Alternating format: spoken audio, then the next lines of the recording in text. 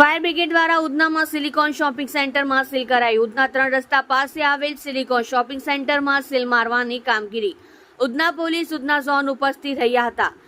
Tuition ક્લાસીસમાં seal મારવાની કામગીરી ફાયર બ્રિગેડ દ્વારા હાથ ધરવામાં આવી। 6 થી 7 ક્લાસીસને સીલ મારવાની કામગીરી હાથ ધરાઈ। આપ જોઈ રહ્યા છો ગુજરાતની સૌથી પહેલા ખબર આપતી Surat express news channel director Rajesh મંગલીની સાથે। કિશોરભાઈ, આજે જે છે ફાયરની કામગીરી કરવામાં આવી છે, એકમો સીલ કરાયા છે, કયા એકમો છે અને કયા વિસ્તારમાં કરાયું છે? હમણાં હાલમાં મારું નામ ઈશ્વર પટેલ છે। હું ડિવિઝનલ ફાયર ઓફિસર ઉધના એ અને ઉધના બી ઝોનમાં છું। મહેરબાન ચીફ ફાયર ઓફિસર બસંત પડીક સાહેબ અને મ્યુનિસિપલ કમિશનર સાહેબના આદેશ મુજબ હાલમાં જે કોઈ કોમ્પ્લેક્સની અંદર ટ્યુશન ક્લાસીસ ચાલતા હોય અને એવા ટ્યુશન ક્લાસીસની અંદર જો ઇમરજન્સી એક્ઝિટ કે ફાયરની સિસ્ટમ ના ઉપલબ્ધ હોય તો એવી જે ક્લાસીસ છે એમને તાત્કાલિક અસરથી સીલ કરવા માટેના આદેશ છે। તે મુજબ એમના આદેશ મુજબ આજે ઉધના ઝોનમાં સિલિકોન શોપરની અંદર હાલમાં 16 થી 17 જેટલા ટ્યુશન ક્લાસીસને સીલ કરવામાં આવેલ છે।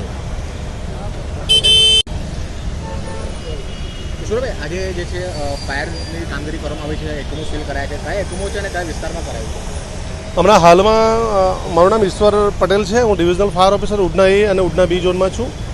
મહેરબાન ચીફ ફાયર ઓફિસર બસંત પડીક સાહેબ અને મ્યુનિસિપલ કમિશનર સાહેબના આદેશ મુજબ હાલમાં જે કોઈ કોમ્પ્લેક્સની અંદર ટ્યુશન ક્લાસીસ ચાલતા હોય અને એવા ટ્યુશન ક્લાસીસની અંદર જો ઇમરજન્સી એક્ઝિટ કે ફાયરની સિસ્ટમ ના ઉપલબ્ધ હોય તો એવી જે ક્લાસીસ છે એમને તાત્કાલિક અસરથી સીલ કરવા માટેના આદેશ છે। તે મુજબ એમના આદેશ મુજબ આજે ઉધના ઝોનમાં સિલિકોન શોપરની અંદર હાલમાં 16 થી 17 જેટલા ટ્યુશન ક્લાસીસને સીલ કરવામાં આવેલ છે।